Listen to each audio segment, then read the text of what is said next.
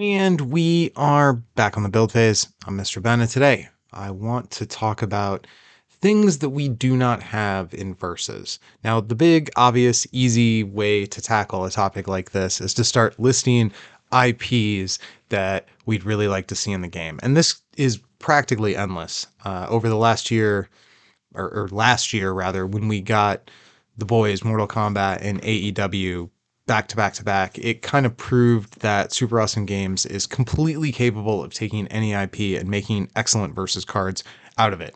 So I think everybody who's followed this show for any amount of time is probably aware that I would like to see Invincible make its way to versus. Saga, Walking Dead, and that's all just Image Comics. There's a million other intellectual properties that I think would make great versus cards, but I don't want to dwell on that today. What I want to do today is talk about Marvel. We have so many cards. We have so many cards that nearly every of the Marvel universe feels like it has been partially explored in the Game of Versus PCG. So what I want to do is try to touch on things that they haven't done within the Marvel universe, things that I'd like to maybe see, ideas. So let's just start off with talking about storylines. So I think it would be really cool to have an arc of one shots where maybe they and these are all connected, but you look at like the Jeff Loeb, Tim Sale color books. You've got your Captain America white, Hulk gray, Daredevil yellow, having cards pulled from those. Now, these stories don't necessarily connect to each other, but they were in a group of individual one shots for these different characters, but done in kind of a similar motif.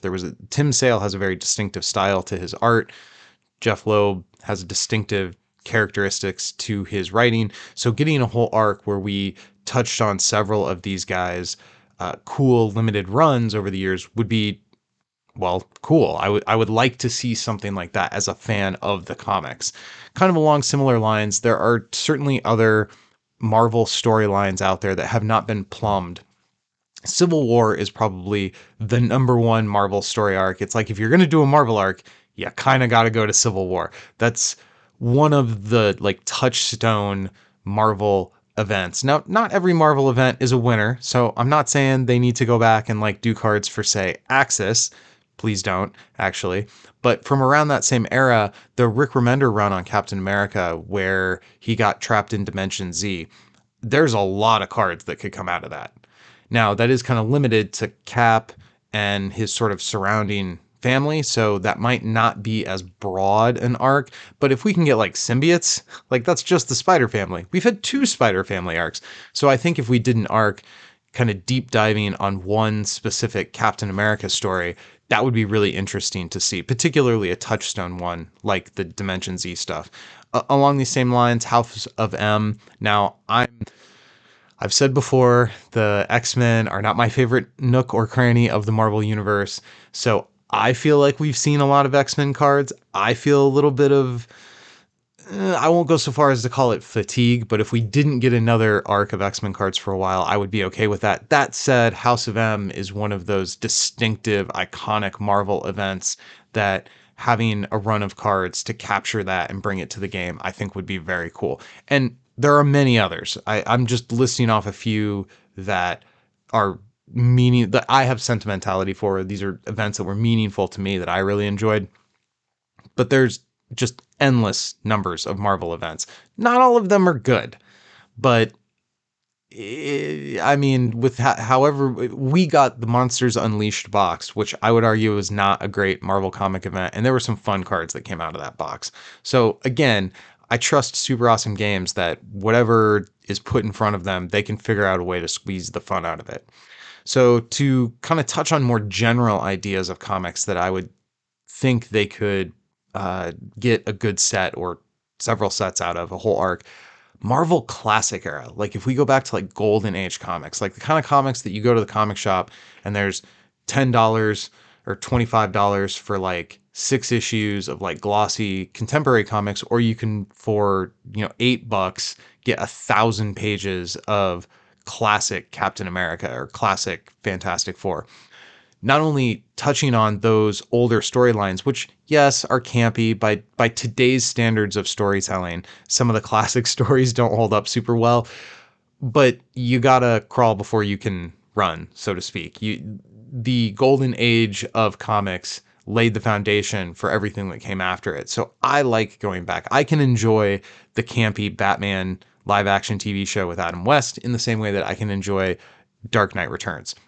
There are valid depictions of these characters in lots of different ways.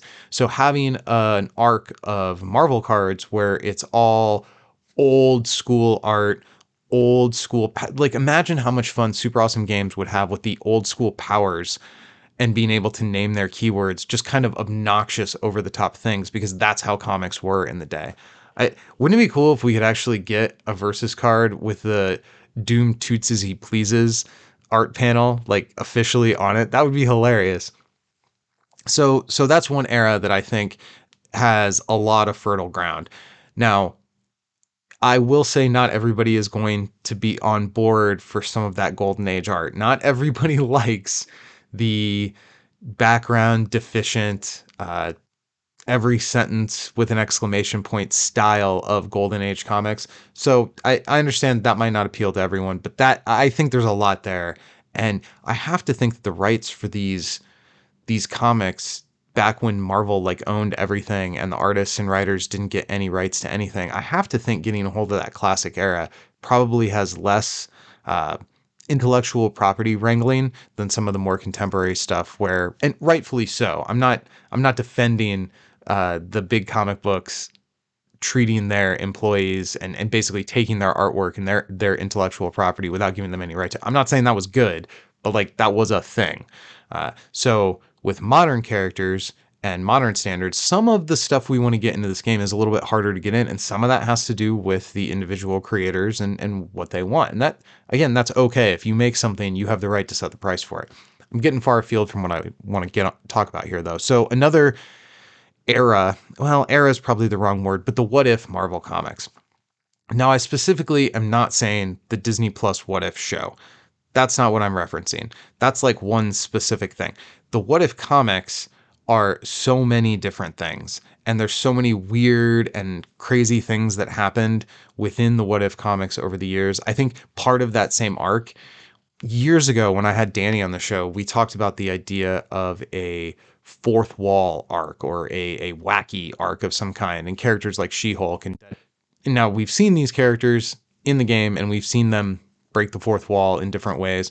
So these concepts have definitely made it into the game, but having a I guess for people who aren't familiar with Magic, periodically throughout its history, Magic has come out with sets that start with so unglued, untapped.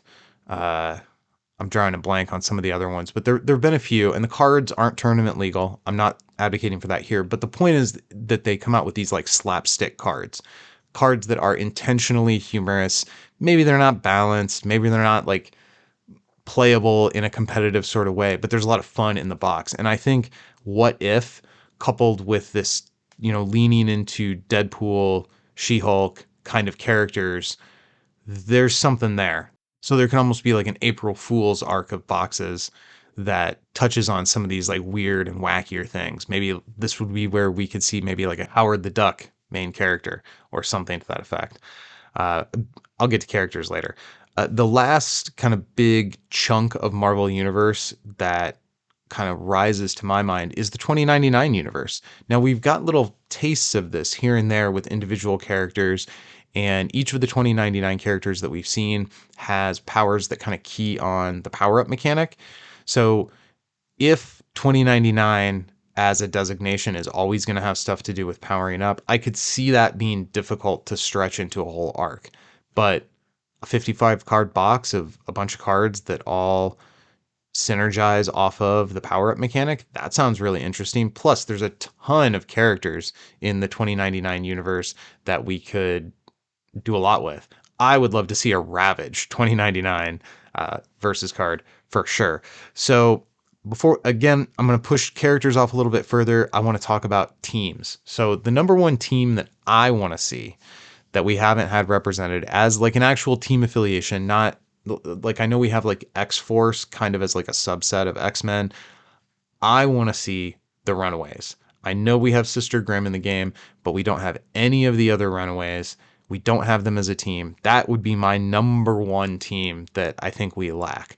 As far as other teams that are lacking, there aren't many. And frankly, I'm going back to the original Versus system and thinking about teams that came to that game that people were really excited about or that were in the game that existed, because all the major Marvel teams, they really have hit them. They've hit every single one. Some of them, like X-Force, got the sort of subset. New Mutants got a subset within an existing team treatment. And I think that's okay.